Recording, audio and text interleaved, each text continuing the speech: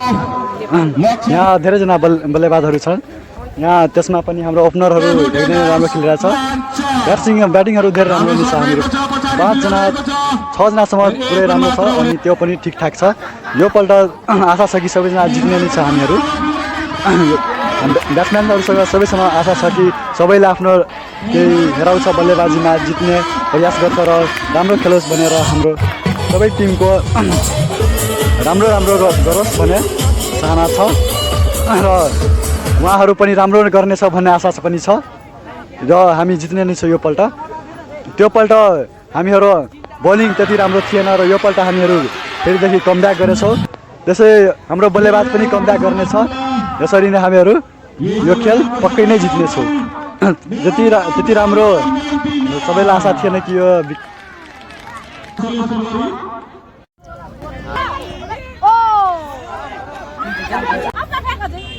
देखना कीपर के पकड़ते रहो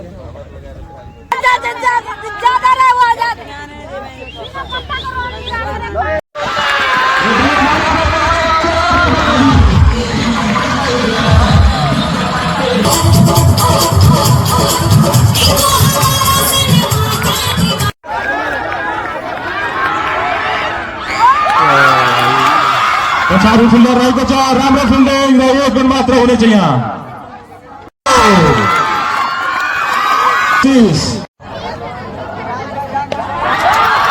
राम्रो शट रहेको छ गाउँमा रहेको छ र जानेछ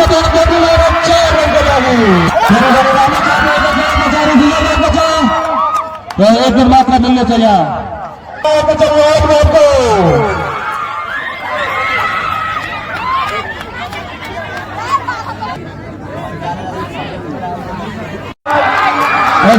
बाँकी रहेको छ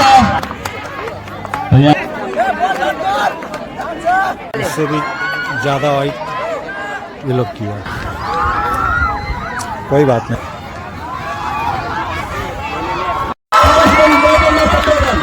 पारी खेलेका थिए त्यसै गरी बलिङमा कमल यादवले सम्पूर्ण 4 ओभरको कोटामा 35 रन खर्च गरेर 3 फेर हात पारेका थिए विवेक 4 ओभरको स्पेलमा 26 रन खर्च गरेर 2 विकेट अमन 4 ओभरमा 21 रन खर्च गरेर 1 विकेट र यसै गरी सलेश फुलबारीले 3 विकेटले जित हासिल गरेको थियो